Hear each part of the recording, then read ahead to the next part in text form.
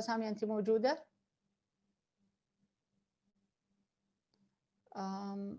Debbie, but you're still busy, Debbie, or you can now?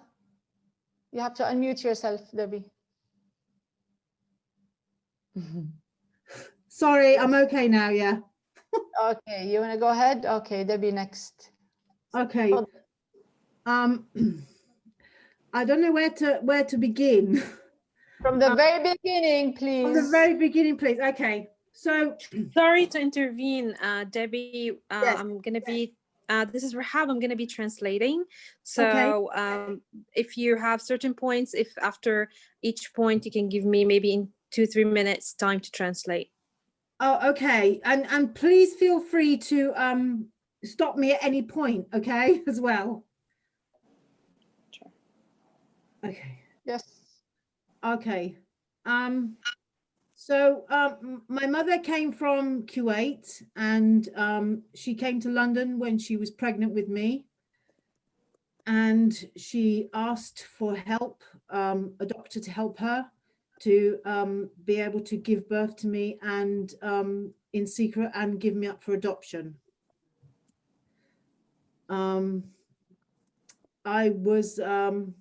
She had to do it. She felt she had to do it because she was living in a family and in a society, obviously, clearly, where she couldn't have secret relations with a man, where she would be judged if the family and relatives and people discovered that she was pregnant. So I guess she felt she had no choice. Perhaps if she hadn't had enough money, perhaps she would have abandoned me. Perhaps I would have been raised in an orphanage in Kuwait. I'll never know. But what I do know is that, sorry, shall I carry on? Or?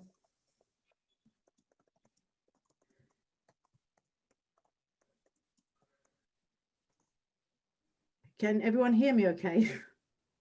Yeah, I was wondering if Rihab wanted to translate. She wanted to say something. Okay. Okay, go ahead, Debbie. Go okay. on. So she was able to return to Kuwait, and as if nothing had happened. And I guess she did what she did because she knew that nobody would be able to find out. She knew that it wouldn't bring shame on her family, or she wouldn't bring shame on her family. She knew that her secret would be safe. I suppose for me, the hardest thing has been that for me to come to terms with,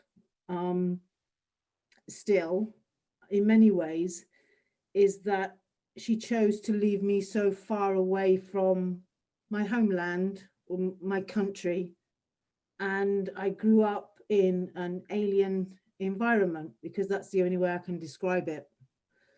I always looked different to other people around me. I was fostered and then adopted by an English lady who raised me to, you see, the thing is, when you're a child, you believe what your parents tell you because they're your parents, and you trust them, and your world evolves around your parents. So my mother told me that I was half English and I was half Iranian. And so I believed her, because that explained why I looked different to everybody else around me. And when I was 16, I learned the truth that she wasn't my mother, and I wasn't half Iranian. And in fact, my parents came from Kuwait, and it was a very complicated story. And that had such a huge psychological effect on me that I didn't realize at the time. And my whole world kind of crushed. And I had to find out the truth, because people were not being truthful with me. They were not being honest with me. I was asking questions and nobody wanted to answer those questions. And I didn't, you know, I know that I'm not as young as Nadia. I don't know how old Nadia is, but she sounds like she's young, a lot younger than me. And I know that many people might say, well, this happened years ago, but in many ways it's still happening today. Unfortunately, where adoptive parents feel the need to conceal the true identity, hide the true identity of the adopted child and pretend that it's theirs. Or if they don't, then they try to not give much information. And sometimes it's not the adoptive parent, sometimes it's the organization where they've got the child from. There's no background information on the birth parents. I suppose what I'm trying to say is, I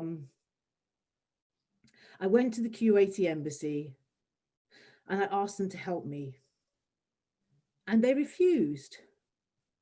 And they treated me like I was some awful, shameful thing that shouldn't be there. And that was deeply painful for me to deal with. And I know that our society, Arab society, Kuwaiti society, Egyptian society, Muslim societies are very strict societies, and they revolve around the importance of family and honor. But to treat me differently because of the way I came into this world, to me it was just wrong. But I didn't realize that at the time. I only realized that now. Because all I wanted to do was to go home. I wanted to go home to my country. I wanted to go home to my family.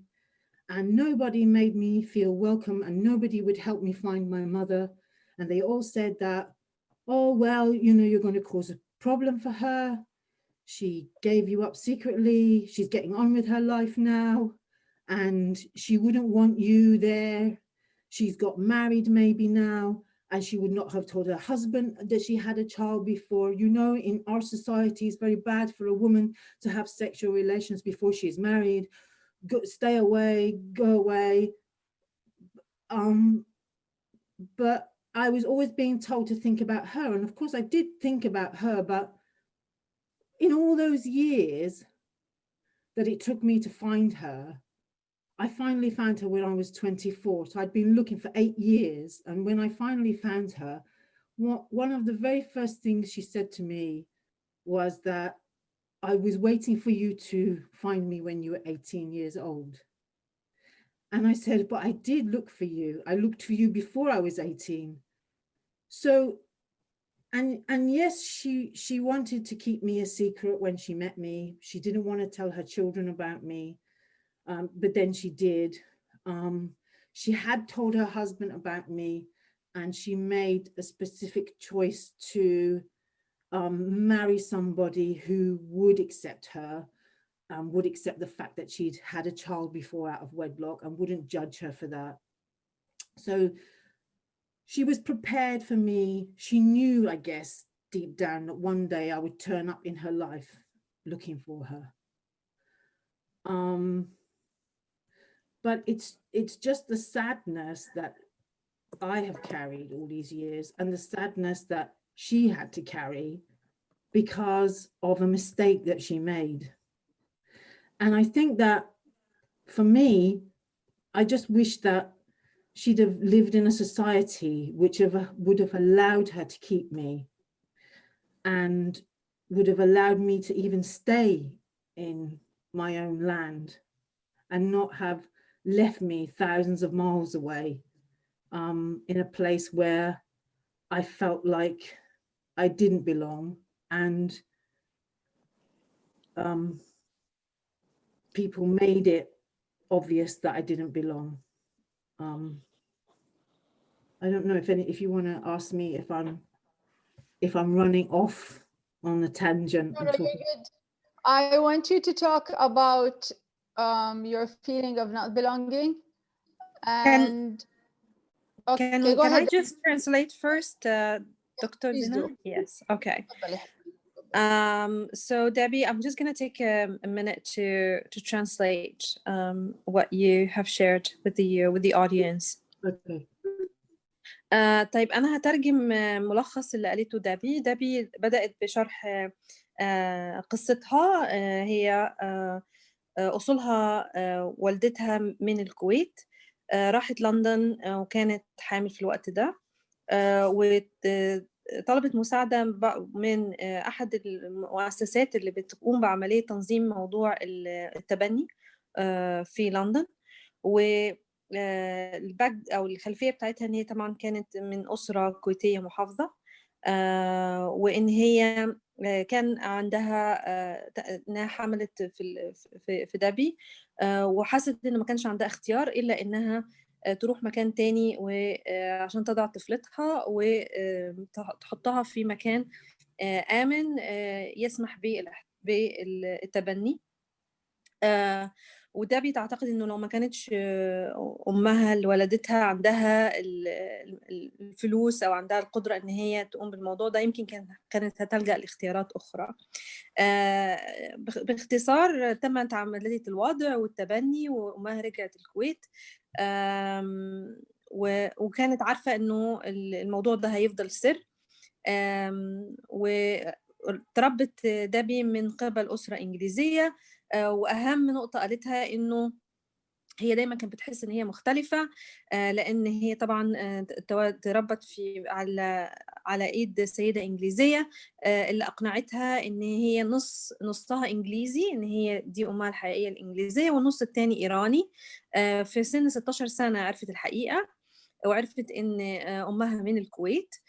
وده مع إنه في الأول أعتقد إنه ما يكونش إن هو مش هيكون له تأثير كبير عليها، إلا إنه في الحقيقة كان له تأثير نفسي كبير عليها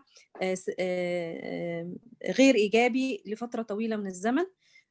وبشكل مباشر بدأت تبحث عن والدتها. وبعد ما اتكلمت مع المؤسسة اللي قامت بتنظيم عملية التبني وقامت بعض البحث، وحاولت تاخد معلومات من السفارة الكويتية، لكن لم تعامل بشكل جيد. وفي الآخر المهم إن هي عرفت الحقيقة وعرفت أمها فين، وتم العثور على أمها في سن 24 سنة. ولما اتكلمت مع والدتها اللي هي البيولوجية، قالت لها إن والدتها البيولوجية كانت مستنياها تيجي وتعثر عليها أول ما يبقى عندها 18 سنة، وإن أمها لما تزوجت شخص كانت عارفة إن هو هيتقبل فكرة إنها كان لها بنت من علاقة سابقة، وإن هي مع إنها في الأول ما كانتش هتقول أولادها اللي هم أخوات ديبي البيولوجيين، إلا إنها في النهاية حكت لهم. أم ديبي البيولوجية حكت لها وحكت لأولادها عن ديبي، لكن في النهاية هي طبعا كل السنوات دي والتراكمات سببت لها الكثير من الحزن. وكان في بعد كده سؤال من دكتورة زينة عن تأثير ده وإحساسها، وده اللي كانت ديبي هتتكلم عنه.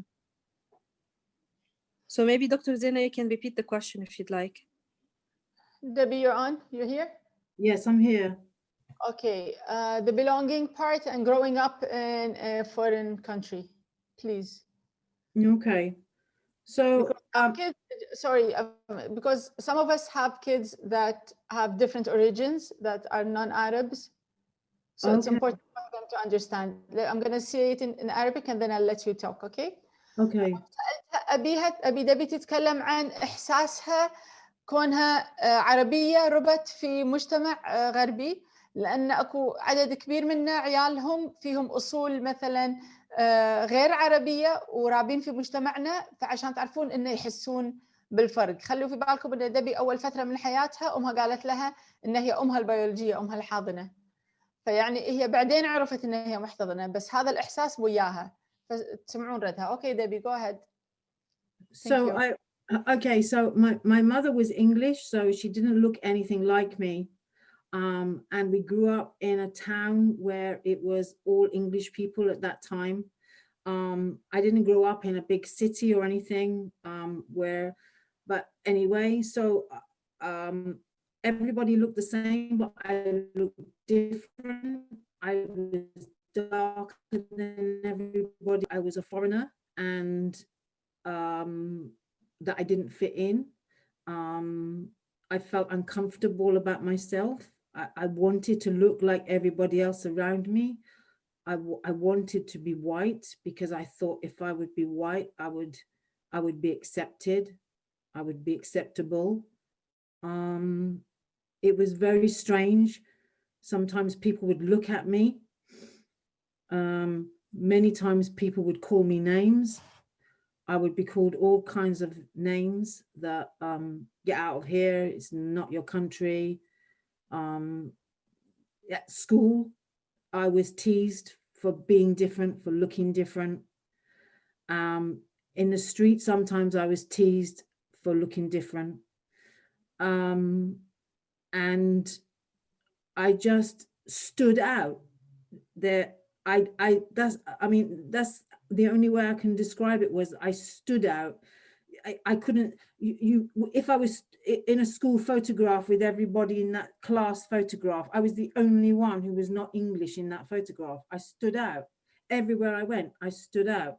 And my name was English, Debbie. And people would sometimes say to me, well, you don't look English. Well, how come you have a name like Debbie? Why are you called Debbie when you don't look English? And I felt as though I couldn't explain myself.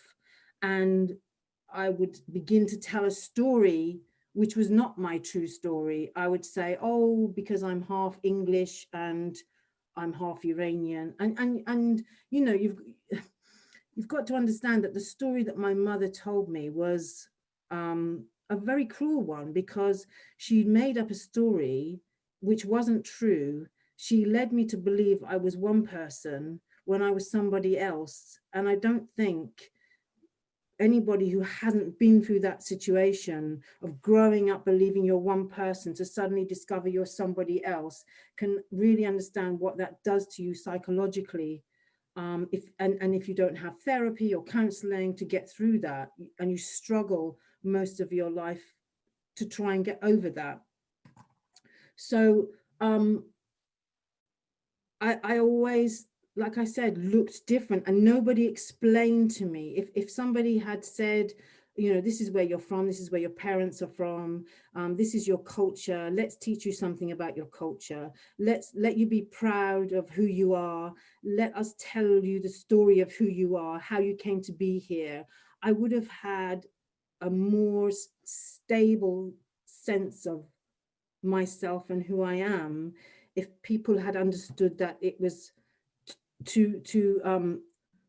I would have felt as though I was a whole person, a complete person, a grounded person. I mean, I know that, I mean, my adoptive mother, okay, she didn't want to tell me because she's actually told me this. She didn't want to tell me because she thought that I would reject her.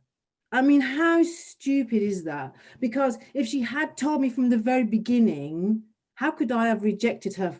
I ended up rejecting her because she lied to me all those years.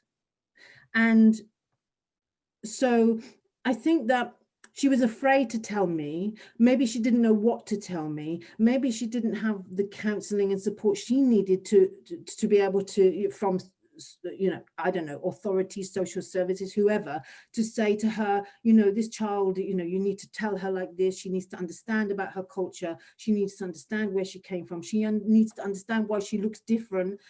Please try and get her to meet people from her own country and give her a sense of herself. Because if you don't give a child a sense of themselves and who they are and where they came from, and teach them to be proud, of who they are and show them the greatness of who they are, then they're always going to want to be something that they're not. They're always going to want to try and fit in. Like I wanted to be white, like I wanted to be English. I wanted to be something I could never be. And then I end up going in search of my origins and try to be something there that I cannot be. Because yeah, anyone can learn a language, but I think that when you've been taken away from that culture, when you haven't grown up in that culture, it's very hard to assimilate yourself back into it, especially when there is a sense of shame attached to your identity or lack of openness. So I know that it would have been easier for me to have a more stable psychological sense of myself had I grown up in my own country, in my own homeland, because at least I would have been with my own people. I mean, yeah, I mean, you just take people like, I don't know if you want to ask me anything. Or if I want you to tell them how you felt when you came to Kuwait. Okay. Okay. It felt like I had come home. It felt like I was home. It was such a wonderful feeling of being in a land that I knew I came from, of walking in the streets where my mother and father had walked, of being in the place where she grew up, my ancestors came from, of walking around and sitting in places and nobody looking at me as if I was a foreigner, like they did back in England. You know, I looked like a Kuwaiti. I looked like everybody else. And that was a wonderful feeling. It really was. Yeah, I remember when we were walked in Mubarakiya, everybody was talking to you in Arabic. Yeah. Okay, Rihab.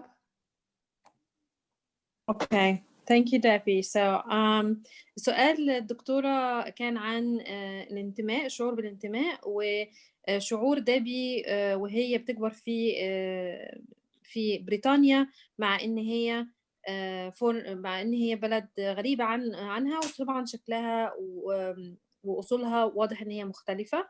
ديبي وضحت ان هي طبعا امها كانت امها المحتضنة او احتضنتها كانت انجليزية، وهي من الاول ما قالت لهاش ان هي محتضنة، قالت لها ان هي امها الحقيقية او امها البيولوجية.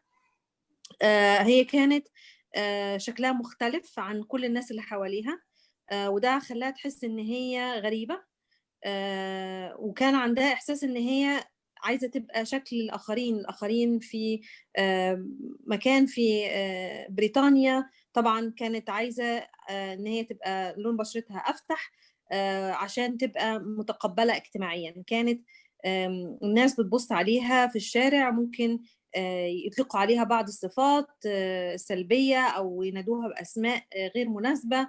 وفي المدرسة كانوا الأولاد كان في بعض التنمر، وكان ممكن يكون في صورة للفصل مثلا مجموعة أطفال 20 طفل تكون هي الوحيدة اللي شكلها مختلف، وكان أحيانا حتى الناس بتنمر عليها بسبب اسمها، إن هي شكلها مش إنجليزي بمعنى النمطي للشخص اللي بشرته فاتحة وشعره أصفر، وكانوا بيسألوها اسمها ده جه منين، يعني اسمها إنجليزي لكن شكلها مش إنجليزي. هي كمان ما كانتش بتقدر تفسر نفسها، وكانت بتحاول إن هي دايما تكرر نفس القصة اللي أمها المحتضنة اختلقتها، إن هي نصها إنجليزي ونصها إيراني، وكانت دايما بتحس إن هي مختلفة عن الآخرين.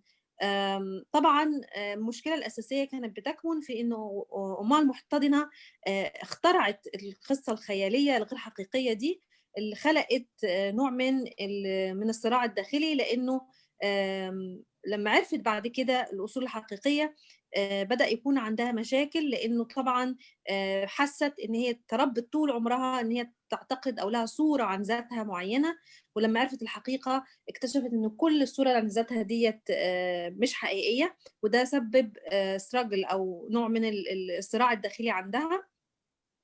هي بتتمنى إنه لو كانت والدتها المحتضنة قالت لها من البداية إن هي أصولها إيه، وحاولت تقوم بعض التواصل معاها بشكل ان هي تعرفها باصولها، تعرفها بناس يمكن من الشرق الاوسط، تقدر تحاول تعمل العلاقه مع اصولها الحقيقيه.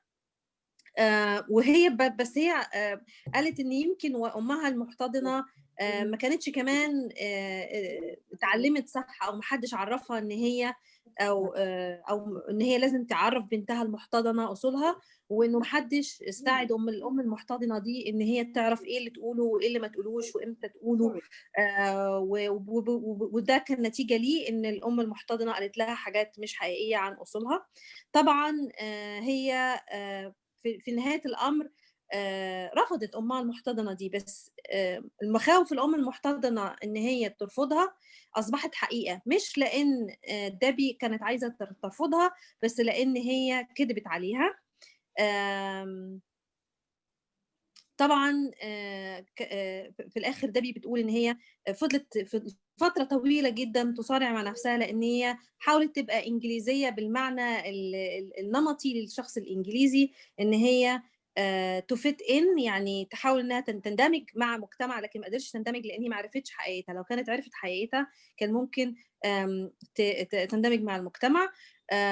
وفي الاخر قالت ان لما راحت وزاره الكويت في النهايه حست ان هي في مكان الناس فيها متقبلاه، ان هي ما بتمشي في الشارع ما فيش حد بيعتقد انها غريبه او فورينر، وان ده المكان فعلا اللي هي بتنتمي ليه، وده كان شيء له اثر ايجابي على نفسيتها. شكرا رحاب. Thank you, Debbie. Just one question before you leave. How is are you still in a relation with your adoptive mom? Do you see her or talk to her? Yeah, I do see her sometimes. I do talk to her. I don't have as much contact as she would like me to have. I still feel very angry towards her, if I'm being totally honest. But in many ways, I've forgiven her, not because for her, but for myself, if that makes sense. Yeah. Because I can't carry on carrying her. Thank you, Debbie. Thank you. رحاب آخر شيء تمام. سؤال دكتورة زينة عن علاقة ديبي حاليا بالأم المحتضنة adopted mom. هل هي لسه على علاقة بأمها؟ ديبي قالت إن هي على علاقة بأمها حاليا وبتكلمها، بس مش بشكل منتظم ومش قريبة منها، إن هي عندها شعور بالغضب تجاهها، لكن في الآخر هي سامحتها، ومش سامحتها علشان امها المحتضنه، بس سامحتها عشان نفسها، عشان ديبي، عشان نفسها، وعشان تبدا هي تتصالح مع ذاتها وتتصالح مع كل اللي حصل في الماضي، وتقدر ان هي تستمر في حياتها بشكل اكثر ايجابي. شكرا.